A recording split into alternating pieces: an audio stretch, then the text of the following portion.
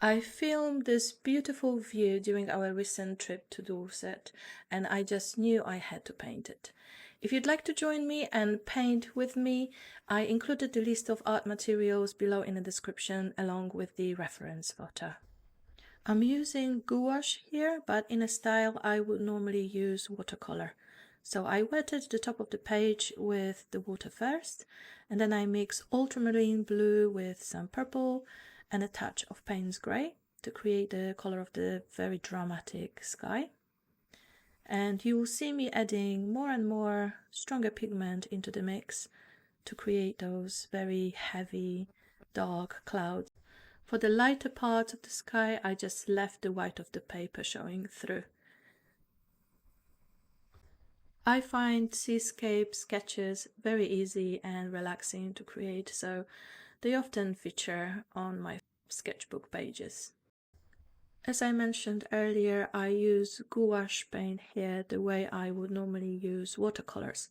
This is a little bit of experiment for me when I packed a gouache paints in the watercolor pans and it dried. I do have to spray it from time to time with water to prevent it cracking and completely disintegrating. But actually it is a very good way of packing this versatile medium. Of course, you need to make sure that you pack the traditional gouache, not the acrylic gouache, because acrylic gouache would just dry and it will be solid. You won't be able to reactivate it with water. So to paint the line of trees on the horizon, I just added a little bit of raw sienna to the mix. And for the water, you can see me mixing here. This is the cerulean blue, and I think a little bit of that raw sienna as well, just to make it a little bit greeny blue, like the color of the water.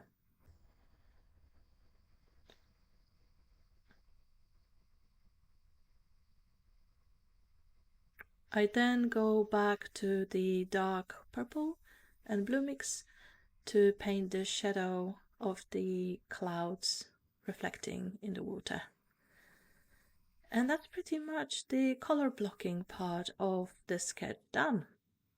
And you'll see me later just gradually adding a little bit of blue for the sky.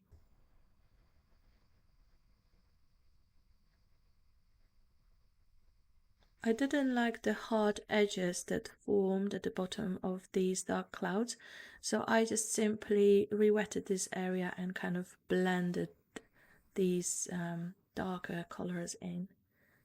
And then I realized that actually one part of the sky is quite significantly lighter. This is probably where the sun is trying to get through this thick cloud.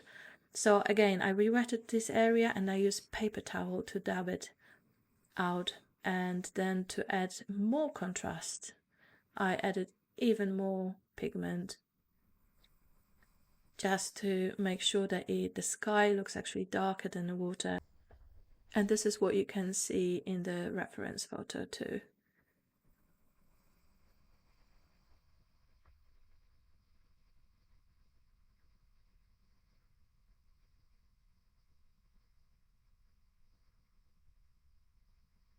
Now I let everything dry. I'm just checking here everything is completely dry before moving on to slightly thicker mix of gouache to put on the top. So I use the permanent white gouache by Winsor and Newton. If you don't have gouache paint, if you only have watercolor, you can leave these parts unpainted. You can also possibly use a white Posca pen or any acrylic type of medium like acrylic ink, white acrylic ink or paint. That work very well too. And if you don't have any of these, then potentially you can also try the white wax crayon or a color pencil.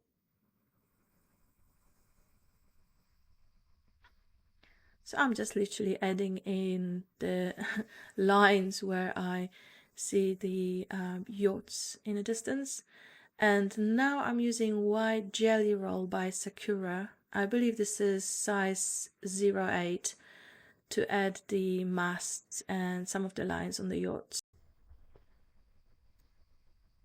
As you can see, it's pretty simple to create a seascape sketch like this one.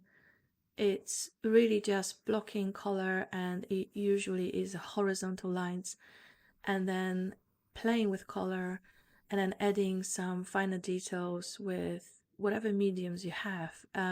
It's just such a nice way to play with your art materials. You can use paint, you can use your crayons or pastels, color pencils.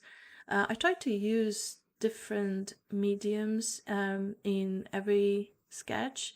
I just find it really interesting, and I just love experimenting. I think I'm just really curious, you know, when I'm using them, is it going to work? And if it doesn't, then you can always draw or paint over it and try something else in another sketch, or even in the same sketch. So I just wanted to encourage you to paint quick sketches like these ones more often. They don't normally take long time. I think this one took me only about 20 minutes to create.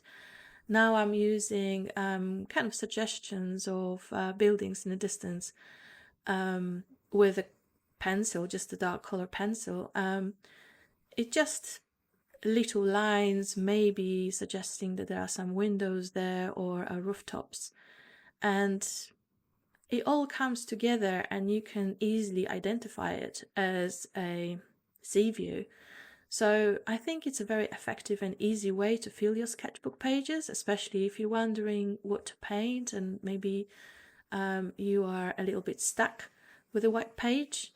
Then that could be a nice thing to sort of break through and maybe create something different. Maybe you don't normally sketch a seascape. Maybe this will be something that you might enjoy and might paint more of. I really hope you find this short tutorial useful and inspiring.